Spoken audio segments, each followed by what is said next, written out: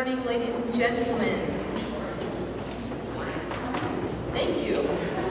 It is a pleasure to welcome you this morning to our third guest lecture series here at Georgetown Presbyterian Church. We're delighted to have you here this morning and to have the privilege of welcoming Dr. Miroslav Volf here this morning with us.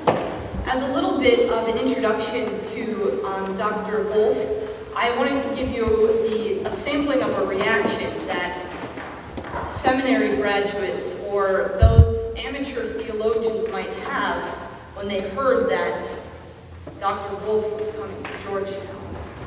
It usually looks something like. Now, for those outside of the theological field, they usually said something like,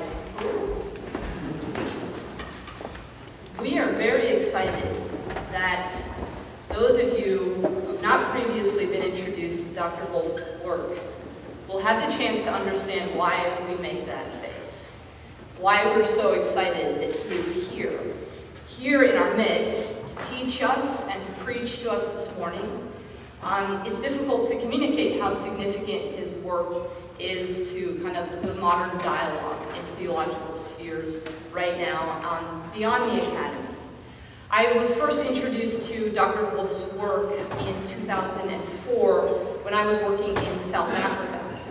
The congregation where I was working was part of a process of uniting denominations between black Presbyterians and white Presbyterians to form a new denomination called the Uniting Presbyterian Church of Southern Africa. The book on exclusion and embrace was required reading for all the ministers in that denomination. You had to read this book to be part of this process of bringing these two denominations, actually multiple denominations, together. This book has been very significant internationally for ministers, for people who are trying to do reconciliation work. It was called one of the 100 most influential books of the 20th century. This is just one of many very significant writings that he has done. We commended to you a book called Public Faith. We hope most of you will have read that book in preparation for our discussion this morning. But if you didn't, you're going to want to read it afterwards. You're going to be so inspired. You're going to buy everything on Amazon on your way home. And you'll be able to say, I heard Dr. Volf at Georgetown Presbyterian Church. So we're delighted to have you here. Dr. Volf is a professor of theology at Yale Divinity School. He's the founder and director of the Yale Center for Faith and Culture. He speaks nationally and internationally. You will see his name popping up in newspapers, on the news. He's kind of a big deal. So this morning, we will have an opportunity for him to speak with us, and then we're going to have some Q&A. You will see a note card in your pew, and if you have a question throughout the morning, simply write your question on your note card and put it in the air. We have runners who are here who will collect your cards and bring them to me, and then during our Q&A, I'll be fielding those questions. So thank you for coming, and a particular word of welcome to Dr. Volf.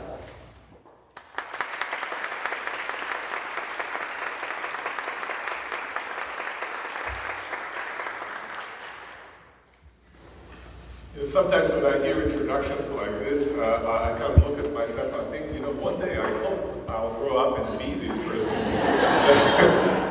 that has just been introduced to you. So thank you.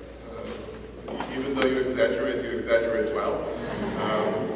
And I'm delighted to be here. I'm delighted also to have here in the audience two of your parishioners here who are very good friends.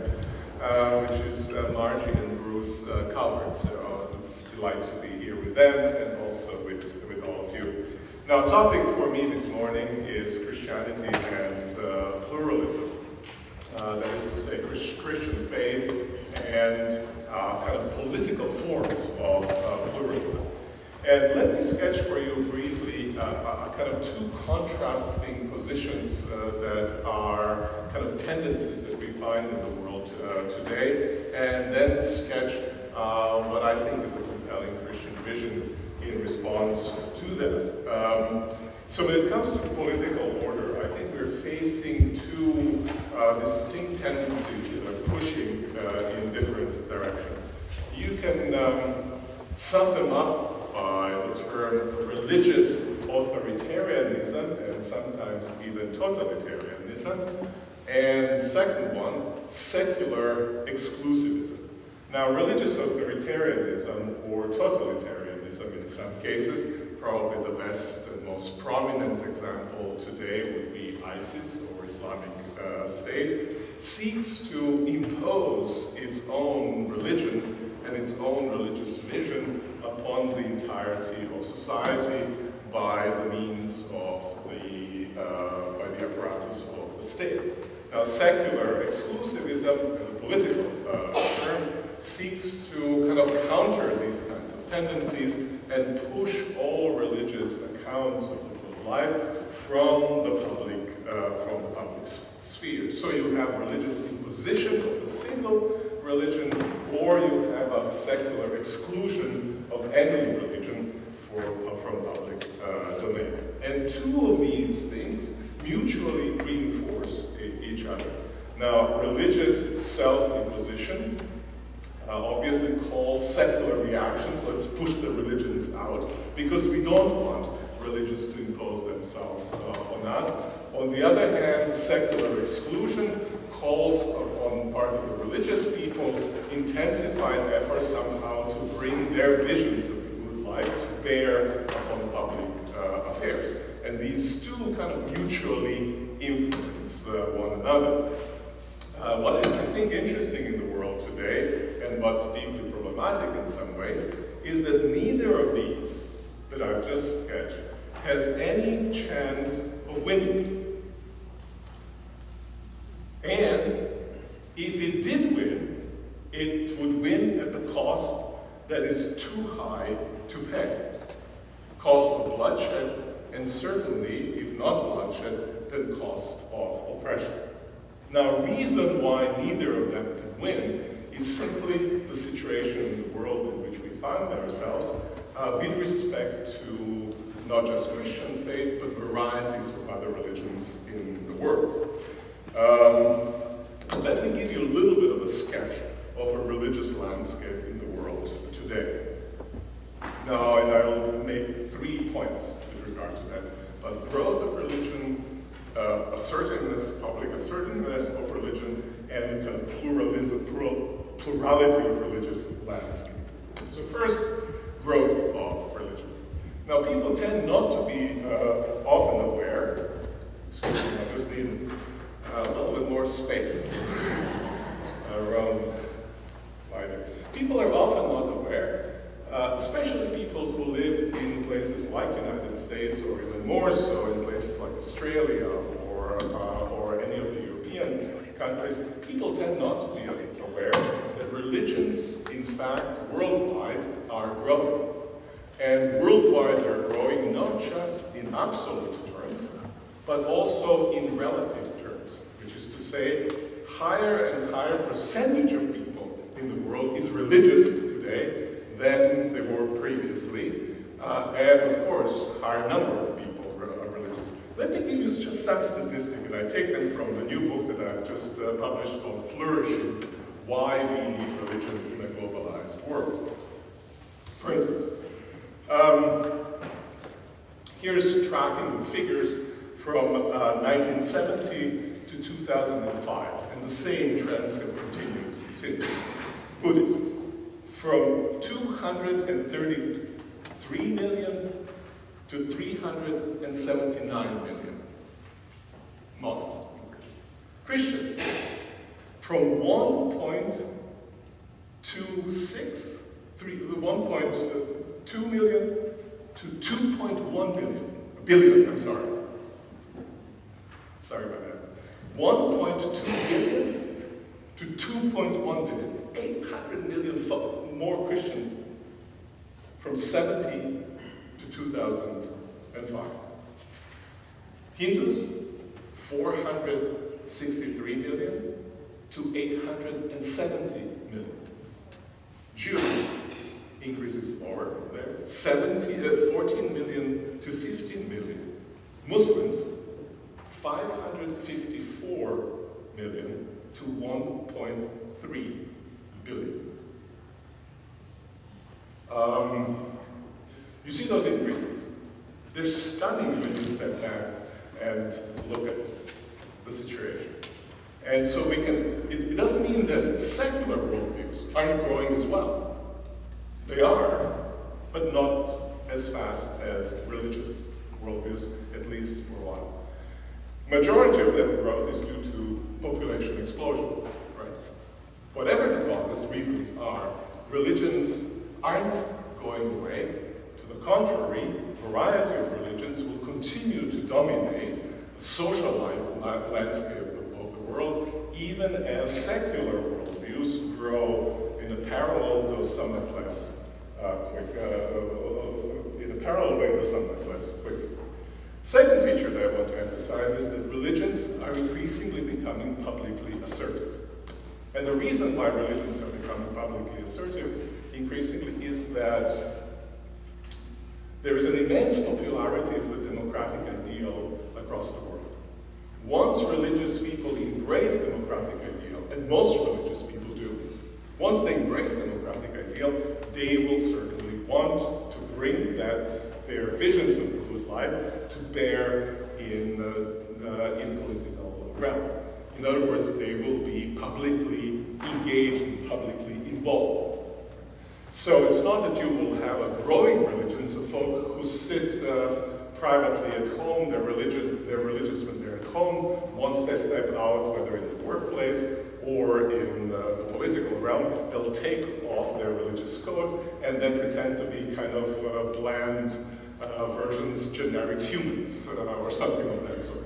Rather, they will be who they are, and frankly, I think we ought to expect them to be that. I want to be expected to be who I am wherever I find myself, whether at home or in the public realm, as a person who is a follower of Jesus Christ, and I ought not expect anything less from somebody who is a follower of Muhammad or somebody who is a follower of Buddha or whatever other religion that there might be. So, growing publicly assertive, and then increasingly spaces in which religions find themselves are socially pluralistic. There are more than one religion defining in a common space, or more than one variety of religion in the common public political space. This is the so-called social pluralism which characterizes the world today, characterizes the global world today, but each of the countries increasingly. Obviously, there are cases where the tendency has gone the other way around. My own country, from which I come, Croatia, is a good example. After the recent war, it was ethnically cleansed and became rather unitary. But those are, I think, counter tendencies to what our general tendencies, namely to pluralize social space. Now, once you are in a situation of this sort, then you have to ask yourself, well, how do we manage this plurality? And neither of the positions that I've sketched before, religious imposition of one religion upon the entirety of society, or secular exclusion of religion, are actually workable possibilities. And then the question becomes, is it possible for religious people to be committed to not just their own religion, but to political pluralism, or to pluralism as a political project? Is it possible for Christian faith to be a pluralistic, political pluralistic faith? Is it possible for Islam to be that? And so forth. Now, the most significant part of this question is it possible for religions that are exclusivistic to be committed to pluralism as a political project? Let me parse out this question a little bit. Religions that are exclusivistic, what do I mean by that? I mean religions who claim to be true. I mean religious folks who claim, Christians, who claim of Jesus Christ who agreed with Jesus Christ when Jesus Christ said, I am the truth, I'm the light. Or folks who think that Islam is a true religion, or that Buddhism is, and so forth, right? And that other religions, though they may contain elements of truth, are not in the full sense true as the religion that one embraces. Now, these kinds of folks, generally in kind of religious studies environment, are called religious exclusivists. Their religion is the true religions, others are partly true, but as a whole, they're not true. Now, the question is it possible for a religious exclusivist to be political pluralist? Now, I was teaching for some time ago, I was teaching a course at Yale entitled Religion and Globalization. Or Faith and Globalization. I was teaching that course with ex-Prime Minister Tony Blair.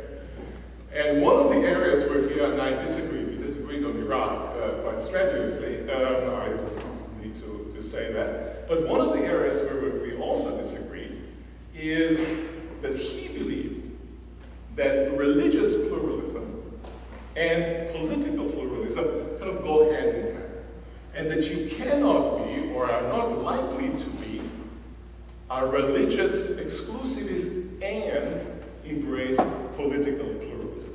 In other words, all the Christians who claim that their religion is true, they're going to want to impose their religion on others. Right? Only those religious people who say, well, all religions are equally or roughly equally true, will be willing to say that we should have a pluralistic political system. And I disagree. I tried to argue in that class, and I'll argue for you today, that it is possible to be religious exclusivist and embrace pluralism as a political project.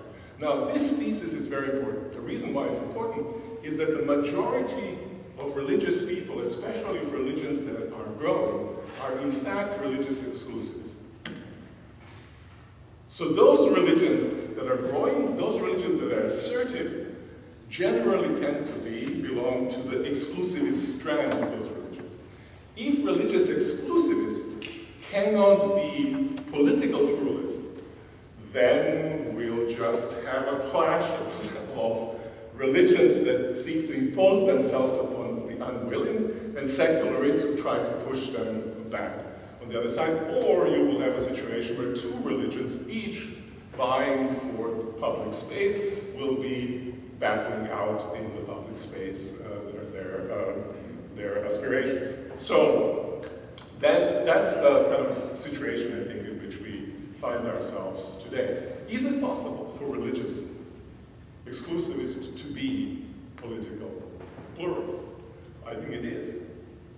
I think it is, and the United States is probably the best example of a battle that has occurred within Christian faith in this regard. And I'm thinking of the very beginnings of this wonderful country, the debates between John Winthrop and Roger Williams.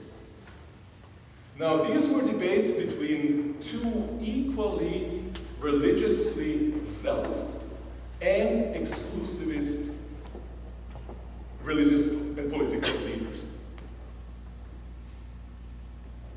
It's not that John Winthrop, who stood for religious totalitarianism, I think we should say that, right? Because if you didn't go to worship, you might be severely punished. If, for some of the things, you might have your ears cut off, you may have your tongue bored. If you committed adultery or blasphemy, you may be executed for this. This was rough stuff that was going on in the name of the Christian faith, and the reason for that was obviously because he believed that this new colony was founded to be the city on the hill, that its being the city on the hill depended on obedience to God's laws, and the obedience to God's laws depended on there being a kind of state that will enforce the obedience to these laws so that this city can actually shine and be blessed by God.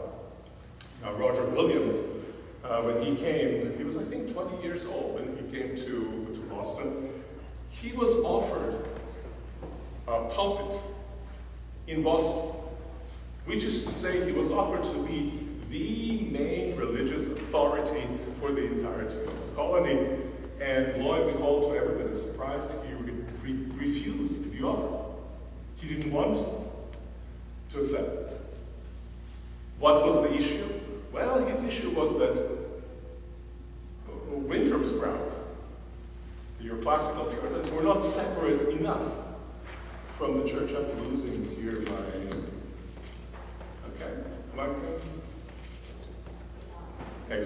Okay, there we go. So I'll fall off now. That he was not separate enough. Also that he believed fundamentally that Christians have no right to impose obedience to the first table of the law. So in other words, he was advocating religious freedom. And he was advocating religious freedom not just for Christians who think differently, but to all other religions.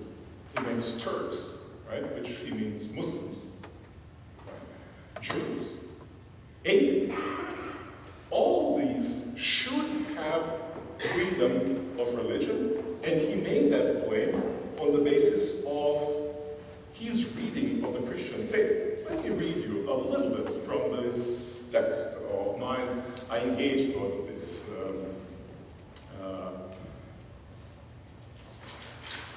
leaders here. So in a 400-page book titled Bloody Tenement, he, Roger Williams, explicated and defended his basic position. Its main thesis, placed at the beginning of the book, he formulated in the following way. It is the will and command of God that since the coming of his Son, the Lord Jesus, a permission of the most paganish, Jewish, Turkish, or anti-Christian consciousness and worships be granted in all nations and countries, and they are only to be fought with that sword which is only in soul matters able to conquer, with the word, with the sword of God's Spirit, the Word of God. Now, except for one of the earlier Baptists, Thomas Helms, nobody before Roger Williams advocated such robust account of freedom of religion. Even John Locke, some of you, of course, are familiar with John Locke's philosophy, the founder of political liberalism, did not advocate religious freedom as sturdily as did Roger Williams. And so you want to ask yourself the question, well, why did he defend freedom of conscience in such a radical way? For absolutely every person in the world to be free in this regard. Basically, his argument was this: because all human beings are equal before God, and forced worship stinks in God's nostrils.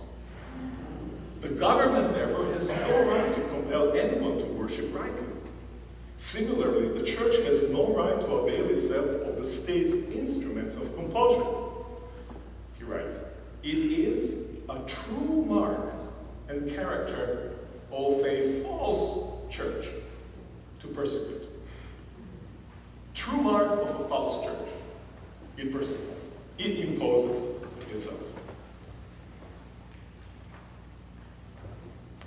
Williams insisted that compulsion in matters of religion is utterly incompatible with the Christian faith.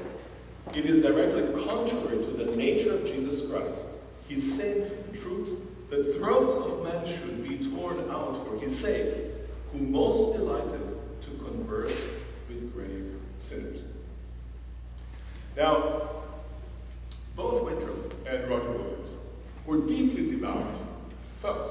The difference between them were not in the level of their devotion. The difference between them is not in how exclusive is their work. The difference between them was in the content of the Christian faith. An argument can be made that actually Williams was a better interpreter of the Christian faith than was John Winter. Now, you might ask the question, so it's all well and good. Christian exclusivists can be political pluralism. Indeed, a stronger argument can be made. Christian exclusivists stood at the origins of pluralism as a political project. That's the lesson from Williams, right? As you know, he went to found Rhode Island as a state, and whose constitution embodied his political principles. Religious exclusivists, Christian religious exclusivists, were at the foundation of pluralism as a political project. Now you might ask, well, it's okay to say this for Christians, but is that true also of other religions? In particular, the question asked today is that true of Islam? Can a Muslim be religious exclusivist and embrace pluralism as a political project? Indeed, that is a very important question for us today, as was the question about Christianity for many centuries. Just a reminder for you, for centuries, Christians' position on this matter was exactly the same as we find among the extreme Muslims today.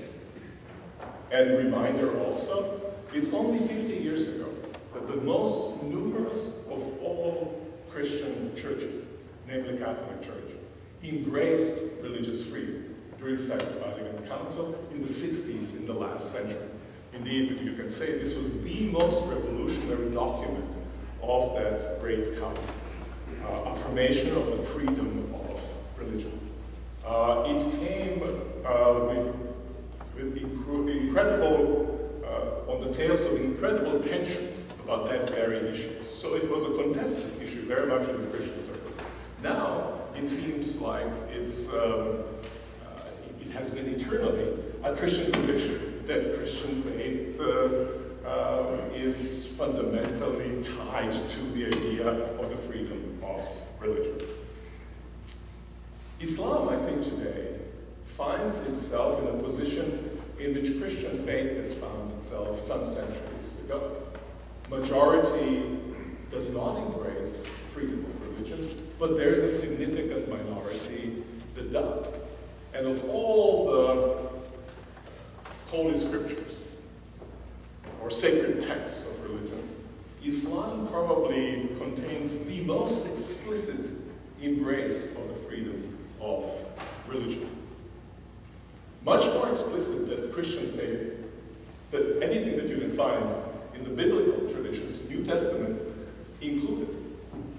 So the question is it possible for Islam, is it possible for other world religions to embrace religious freedom? And my argument would be, it is possible.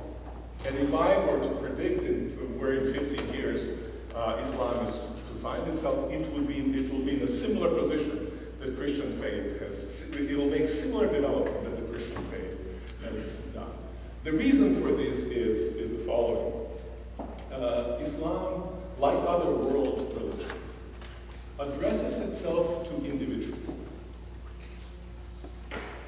It addresses itself to individuals with a claim to truth.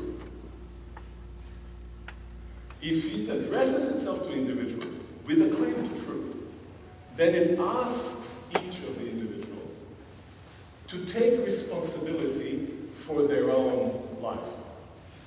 To change the course presumes that people are able to, in power, to change the course of their life and embrace the truth. I know of no world religion that has complained about people embracing their faith. Christians, when they were very much against apostasy, just as much as Muslims are today, never complained about anybody embracing Christian faith. Why? Because they were embracing truth, right? But for them to embrace the truth, you have to assume that they have responsibility for their own lives. And I think that responsibility for the course of our own lives, that lies at the foundation of the world faith, is the source from which transformation can come, not as an imposition of outside, but actually as a development from inside.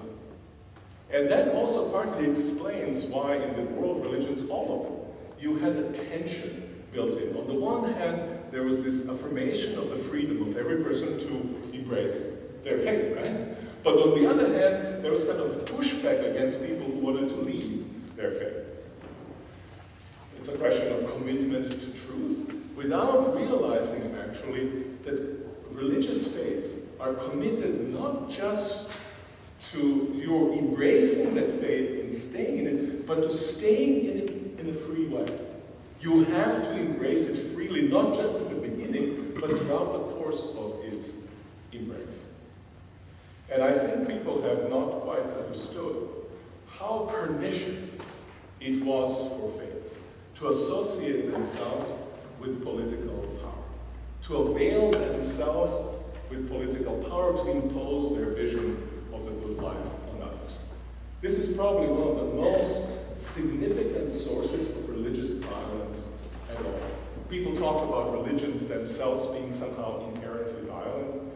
We can debate that issue, and I'm happy to debate to what degree in religions themselves there is kind of seeds of violence in religion. But there's no doubt in my mind that the most significant reason why religions turn violent is because they align themselves closely with the powers to be, either ascendant powers or powers that already are.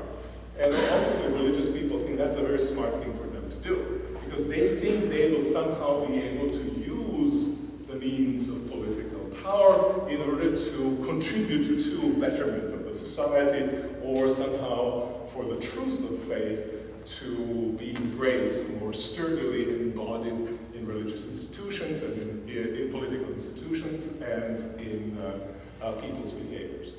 What ends up happening, actually, is that the marriage ends up being to detriment of faiths. Religions, Christian faith included, end up being subservient to political order and therefore always co-opted into the struggles of that political order, which basically are ongoing. So that if you align Christian faith with a particular political order, you will find it virtually impossible not to have the faith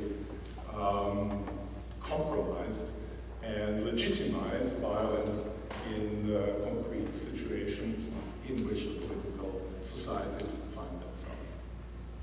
I think we need to rediscover faiths, Christian faith included, need to rediscover that affirmation of the truth of faith presumes the responsibility of a person to embrace that faith and keep that faith as a free exercise of one's will throughout the entirety of their lives. And it presumes a separation, a certain form of separation between faith, communities, and political order. The American genius of America was precisely separation, or I would say distinction in an important sense, between religion and politics. This was a new experiment compared to anything that was going on in the world until then. And it's an extraordinarily important experiment, especially in the world today. In other words, you've got here somebody, proud citizen of this country, who's very much in favor of Roger Williams and kind of dubious about the merits of John Lecture. Let me stop here, and then we'll have time for discussion.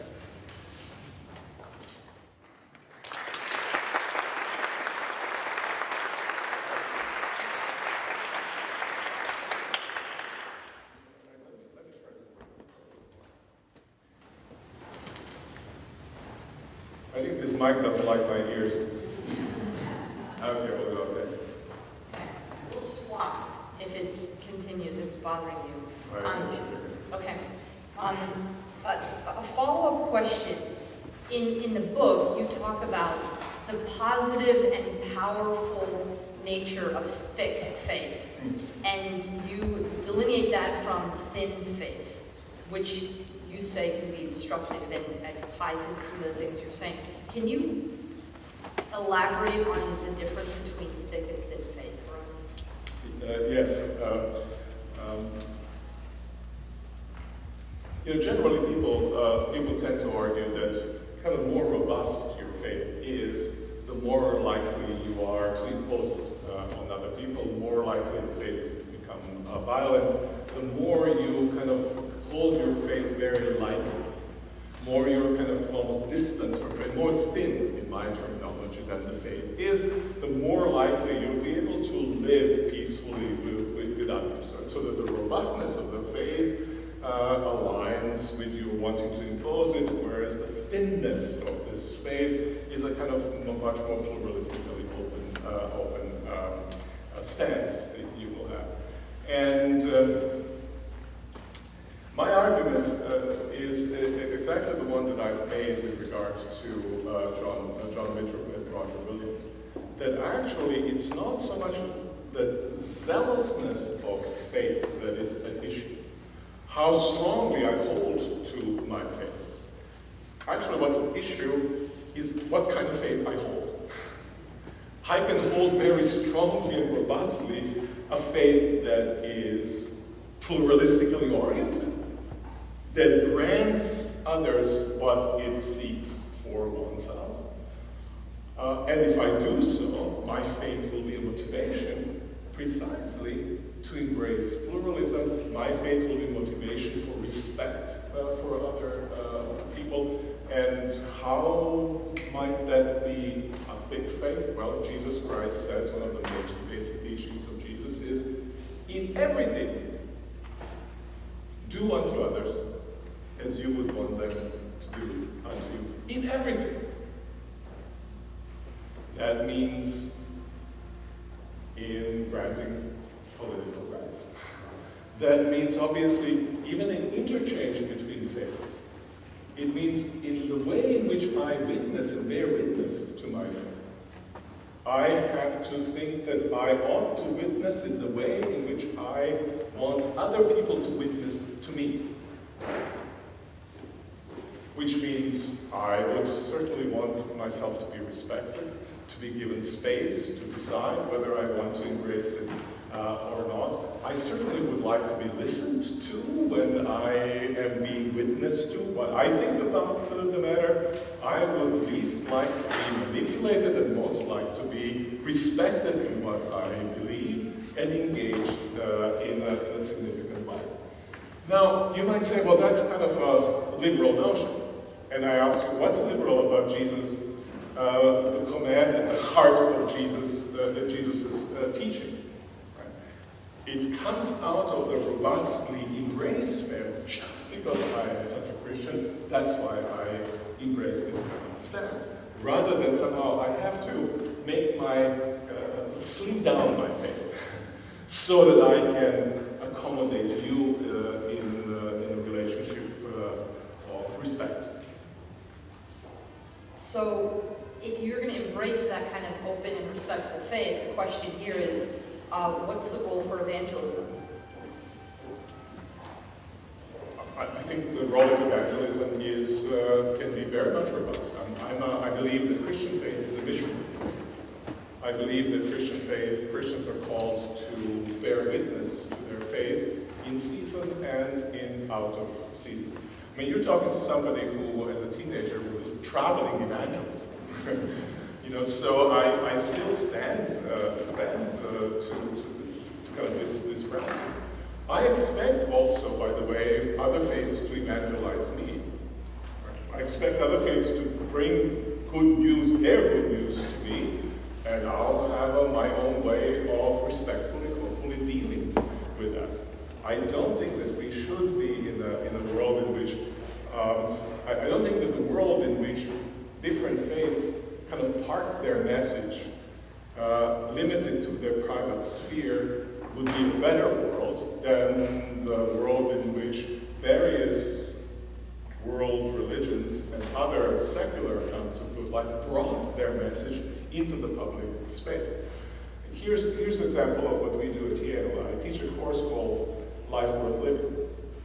And that course on Life Worth Living is asked the question, what is the worthwhile life I ought to pursue? And looks at that through 6, 7 traditions, religious and non-religious. And what we simply say is that each of these traditions, it makes claims to truth. And each of these traditions asks you to take it seriously. So we look at each of these traditions, we kind of sketch their view of the good life, what is the life worth living. And then at the end of each of the sessions when we discuss that, we ask students, how would your life have to change if this religion were true? You don't have to be persuaded that it's true. You just have to take it seriously that it makes a claim to truth. And I think to be in a situation of this sort, where each one can respectfully make claim to truth, and then we can debate and discuss these claims to truth, I think that's very much what we need today. And the reason why we need today, without discussing these traditional and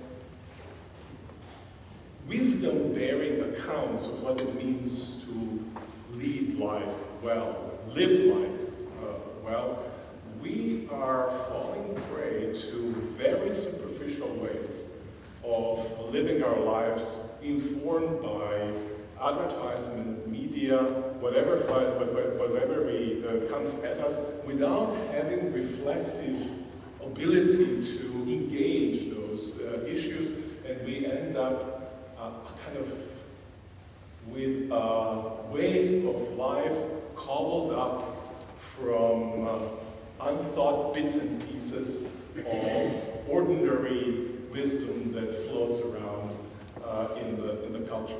I think we deserve as human beings more. This is the most important question of our lives. It's simply this: where are we headed? Who are we? What is the purpose of our existence? That has to be taken with much greater seriousness than anything else, because everything else goes wrong way unless we don't answer this fundamental question right. Now, how would I, as a person who believes that Christ is the key to humanity, be able to think that, but not to care enough to bring the good news of that to somebody else? I expect somebody else, like a Muslim, would want to do the same to me. I'll respect them. So we have a few questions here about the Islamic faith and their ability to embrace this notion of political pluralism in contrasting with some of the teachings in the Quran. Specifically, some questions here about holy war. Could you talk about how you think they could embrace fully their teachings and yet embrace the kind of society that you're advocating? Let me answer this. I'll answer it directly, but I'll answer it also indirectly by a quote from Roger Williams. Because what he was trying to do is, in his polemics with John Winthrop, is to kind of push his argument to the extreme, right? Reductio ad absurdum was kind of the idea. And what he tries to argue, if you have the idea that you have the right to impose your faith, as John Winthrop did, as many Christians did, then think about the consequences. And he says this, especially with an eye to Native American population. Right? He learned, by the way, the language, and he championed the rights of Native Americans. So if you insist on the necessity of compulsion, he said, if one must enforce a religion that one considers true for all times and places, then millions of blasphemers, idolaters, seducers throughout the wide world ought to corporally be put to death. Right? So he said, if you want to impose religion, the consequence is going to be a kind of a deadly war, either to submission or to or death, basically. Right? That was the consequence of any commitment to imposition of truth by force. I think that's quite correct. Now the question becomes, are Muslims, by their nature of their faith, committed to such imposition? And I think the response will be, I will tell you that it's not. There might be people who actually argue for this. We have instantiations of such people, maybe notably in ISIS, of people who believe that, but is that the belief of the majority of Muslims? Is that the belief of the Quran? I do not think it is. Does it necessarily follow from the Quran? I do not think it does. Have Christians believed that? Well, I just read you. They have. Have American Christians believed that? Yes, they have. I've just read you about this. Has Christian faith seen better about their own tradition? I think we have. I believe that the future of Islam lies also in embrace of the freedom of religion. Here you go, and this is falling off, I'm holding it like this. I think that the future, is that better? Oh my goodness, I'm sorry. Okay, we'll do this. The future of Islam, I think, lies also in just such embrace of freedom of religion. It's going to be a struggle, obviously, but I believe that Islam has resources to make that shift, and that many, many Muslims actually have already made that shift. If you want. Shift over there. Okay, I'm making the shift. That's maybe a bit too short for you. Could you? No, that's good. Okay, here we go. How's that? Is that better? Oh, okay. Lord, but you should have told me something. I don't want you not to hear. So a couple follow-up questions on that here. In the context of the current refugee crisis, there's been a lot of talk about the challenges of Christian-Muslim coexistence and of pluralism. What are some practical ways that Christians can further interfaith dialogue and diffuse tension? And a follow-up question is, how can Christians be hospitable and good neighbors to Muslims? Yeah, in some ways, being good neighbors almost like precedes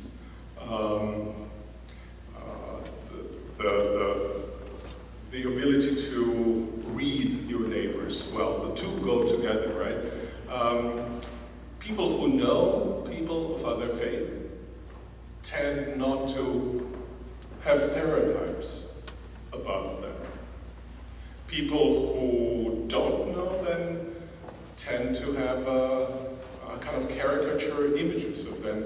And the difficulty in which we find ourselves is that all of our images of others, or majority of our images of others, come to us through media. And media is notoriously unreliable.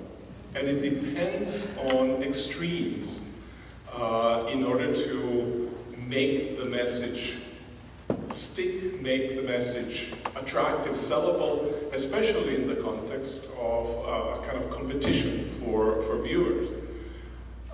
That's not a particularly reliable way to get images of Islam. You just think of what you see. We have seen that not just about Islam. Like we've seen that, for instance, in reports about what happens in inner cities. Viewers are attracted to reports of violence.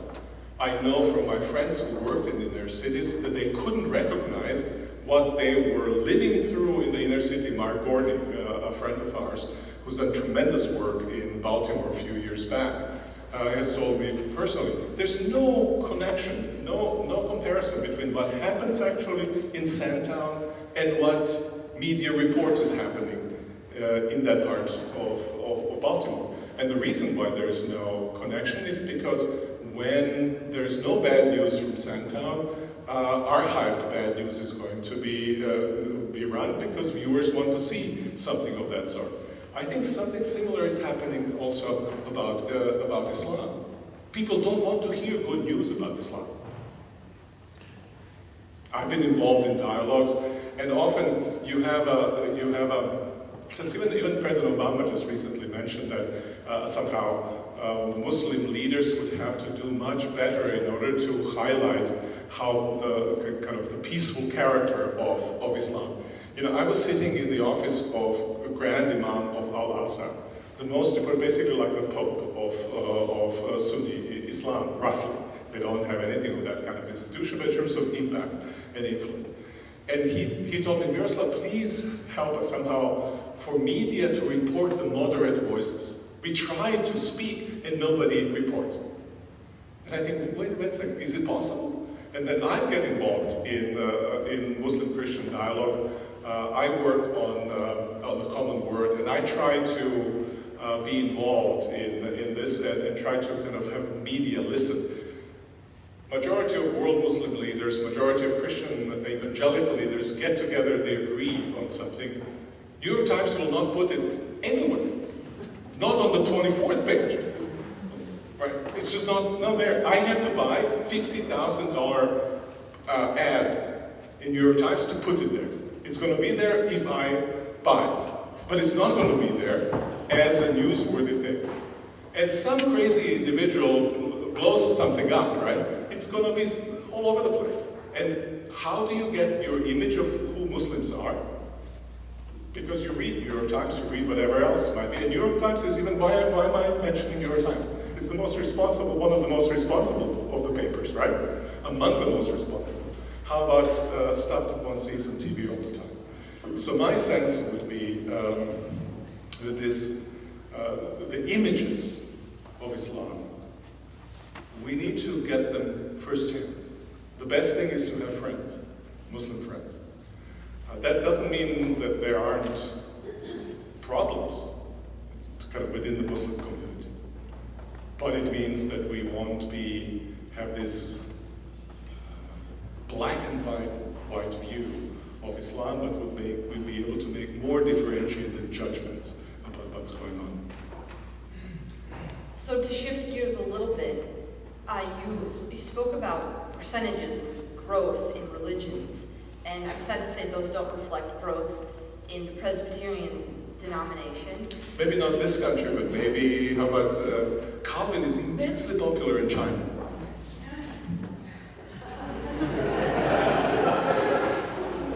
Well, so if mainline churches are declining something like 7% a year, should we be concerned about that? Should the growth of the religious sphere broadly be encouraging to us, or should those of us who are within mainline Protestant denominations in the United States be concerned that our voices are becoming smaller and more marginalized?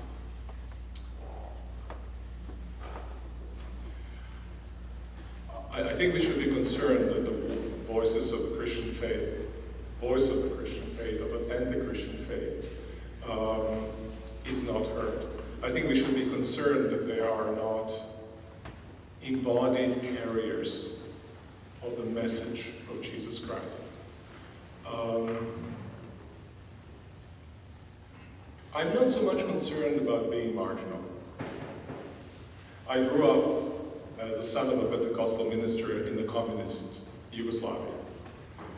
It wasn't a pleasant thing to grow up, but it opened my eyes to the fact that Christian faith actually sometimes functions best when it functions from the margins. I want to encourage wherever we find ourselves, close to the center, at the margins, to be faithful followers of Jesus Christ. Kind of radical discipleship of following Christ is what we need. And if that means success, that's wonderful. If it means failure, by the way, wasn't he crucified at the end of his successful career? If it means failure, it will be success. It will be success because it is faithfulness is success. Success is not success from Christian standpoint. And that's what I want to encourage us, wherever we find ourselves, to be deeply committed to that which stands at the foundation of our world, foundation of our lives, Jesus Christ as the one Word of God spoken to us. We have a lot of questions here that are very interesting. Some of them, I can't even interpret them. They're so complex.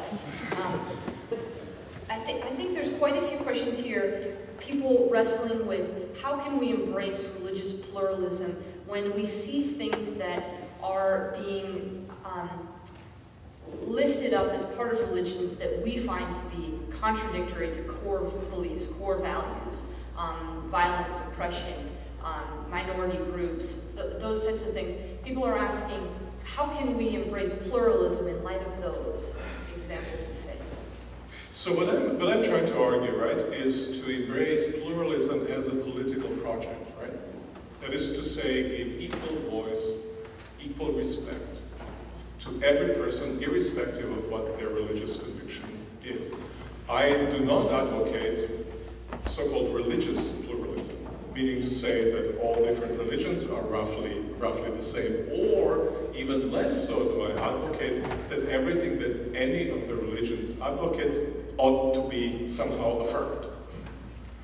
I think let me talk about Christian faith. I think Christian faith is worthy to be criticized and needs to be criticized. There are things in Christian faith, there are things in Christian actions, there are things in Christian interpretation of faith that are simply wrong, and we ought to fight against them. I think in no lesser way ought we do the same with what we perceive in other faiths. For instance, if I think, let's take the question of apostasy to tie into what we have now been talking. I think we ought to robustly engage the question of apostasy and critique religions who penalize apostasy. That's the part of the struggle for truth. And if we do it in a respectful way, I think we ought to do that. Take the question of evangelism. You know, this is now, it's been recorded public, and I'm happy to put it this way. My first encounter with one of my very good friends, Prince Ghazi of Jordan, who's behind the common word, had to do, it was in his home. It had to do with question of evangelism. We were trying to build this, to plan this conference when Christians and Muslims would come together, and late in the evening in our conversation, question of evangelism came up, and obviously it's a hugely contested issue. He's opposed to Christian evangelism. Well, I'm sorry, I'm for it. And we had a 3-hour-long conversation about that issue. The first time we met when we were trying to build bridges, right? I thought whatever was built on the side here, it's been exploded, it's gone. I'm not going to hear any more from him at all. But I think there is a kind of respect for respectful affirmation of one's own position. It doesn't mean I don't want to engage in. Engagement is precisely on contested issues. And that will be on violence, that will be on evangelism, that will be on apostasy, that will be on whole sorts of issues that I think need to be discussed. I think we as a general public need just these kinds of discussions. Treatment of women, for instance, is a very important issue. Behind it, there's a whole account of way in which individuals and societies live together. That's a debate that ought to be had, but ought to be had with respect and with patience. You may have already touched on this, but there's several questions about why Muslim leaders are not speaking out with stronger voices against ISIS. And perhaps you're going to say they are, but it's not being picked up. But could you speak to that? Yeah. So when I speak with Muslim leaders, they're saying we speak and nobody wants to listen. Exactly what I've told you earlier.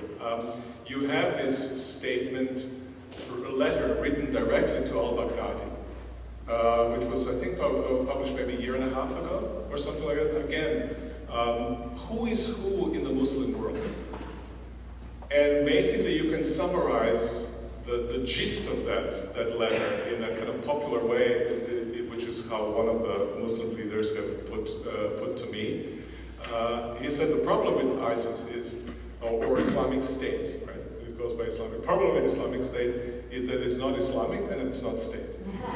It's un-Islamic and it's a band of criminals. And I think sentiment of this sort is very, very widespread. And there are documents to show that it is widespread, yet most of us are unaware of it. So we have time for maybe 2 more questions. This question says, Jim Wallace of Sojourners writes that as a Christian nation, it was founded on principles of genocide of Native Americans and gained autonomy based on submission of another race through slavery. Do we need to be dealing with these prior sins in order to create the kind of environment where pluralism and religious freedom will thrive? Well, I do think that we need to be aware of those sins. I think we need to deal with them as well. I'm sure there's going to be an intense debate about what it means to deal with those things. But I'm also struck about how much forgetfulness about immediate past can there be in the public, in general public, not just in public debates, but in the way individuals perceive themselves. I already mentioned to you the question of religious freedom. When I talk to people, they think like Christians have invented religious freedom, right? And they have had it throughout all the centuries, and for 15 centuries. Most awful imposition of faith was occasionally practiced by Christians. And it's almost like this did not exist. Now, if you're not aware of your own history, you suddenly walk with this kind of self-righteous way, like John Wayne in the thing, and you think you're the top of the world without recognizing, wait a second, I just look a little bit in the past, I look not much better and maybe sometimes even worse than what I'm criticizing now. A kind of awareness of our own past, awareness of our fallibility, awareness that we haven't lived always at the level at which we want to live, that we don't do it even now. I think that would do us a great good. In other words, there's something called humility as a Christian virtue. I think we need to practice it with regard to ourselves and our past. We need to practice it with regard to ourselves and our presence in the world today. Again, that does not mean at all not insisting or not contending for the truth. It just means contending, doing that work of contention with more humility, more self-awareness, more willingness to understand others and recognize one's own failures. So what's the good word to Georgetown Presbyterian Church? What should churches like ours be doing? Churches that are filled with people, hopefully with thick faith, people who are committed to their faith, yet trying to navigate their lives in their professional worlds, in their political worlds. How should these people, leaders in the community, movers and shakers, committed Christians, what should they be doing, and what should we as a community of faith be doing? Yeah, I think there are kind of 3 dimensions of our own lives in public, but also in private. I think one has to do with kind of fundamental commitments that we have. The other has to do with character traits that we display as we're engaged. And the third has to do with specific issues that we take, convictions that we have about particular issues. And we can debate and discuss kind of particular issues that come and go. Some of them are remaining here and how we ought to be involved. But I think it would be very important for us to keep in focus these first 2 things that I've said.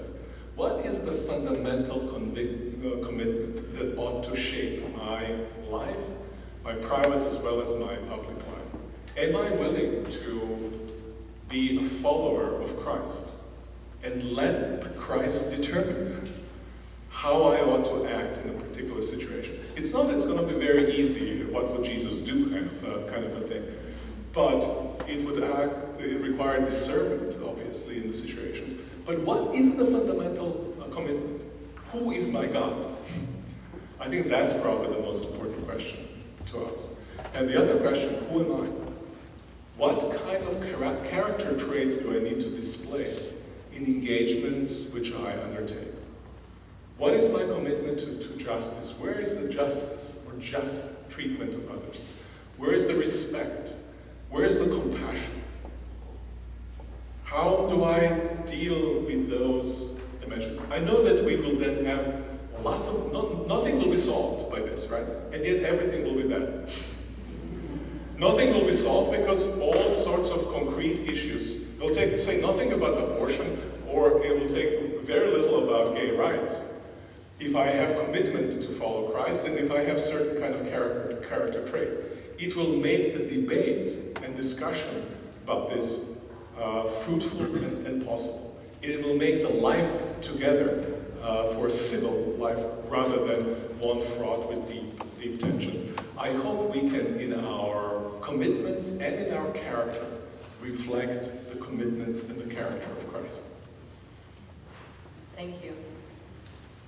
I would just like you to take the good word back to Yale and wherever you go, that this church is trying to do that. That this church is trying to have civil dialogue and to talk about issues that matter in respectful ways. And understanding that that's a real challenge, and yet that space is very important, that the church creates that space and that we're able to have such conversations. And in pockets, the mainline church is not just assuming where people are, but in bringing them into the conversation in respectful ways. And that's one of the things that I'm proud of, that this church is trying to do more and more of, is have conversations like this in ways which treat people across party lines, across a variety of opinions, with real respect and compassion. And so you've sort of given us an encouragement there to continue the work that we've started here. So thank you for that. Thank you for your words. And I know we're going to be stirring with those for some time. I want to take a moment before we break to thank our committee. The guest preacher committee has been working on this really since our last preacher was here a year ago, and they deserve some thanks and some credit for their hard work. So that committee, I hope I have all of them, Jenny Lopez, Tracy Davis, David Roll, Ann Johnson, Matt Taylor, Margie Calvert, and Chair Katie McBride. Did I miss anyone? I said Ann Johnson, yes. So thank you to our